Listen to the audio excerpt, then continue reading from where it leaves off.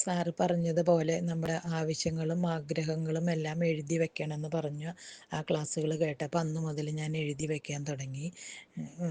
വളരെ കൃത്യമായിട്ട് എഴുതാനൊന്നും എനിക്ക് മനസ്സിലായിരുന്നില്ല. അങ്ങനെയാണ് ഞാൻ സാറിൻ്റെ ബുക്കുകൾ വാങ്ങിയത്.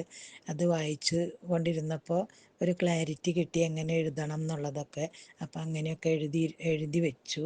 അതിൽ കുറേ കാര്യങ്ങൾ നടന്നു. അതിൽ മെയിനായിട്ട് എനിക്ക് ഏറ്റവും സമാധാനം കിട്ടിയ കാര്യം, എനിക്കൊരു സഹായിയെ കൊണ്ടുവരാൻ പറ്റി നാട്ടിൽ നിന്ന്.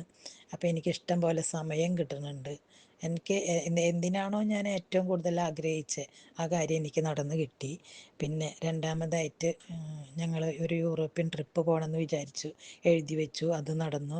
ഒരു ബാലി ട്രിപ്പ് പോകണമെന്ന് വിചാരിച്ചു, എഴുതി വെച്ചു, അത് നടന്നു. ഇനിയും കുറച്ച് കാര്യങ്ങളും കൂടിയും എഴുതി വെച്ചിട്ടുണ്ട്.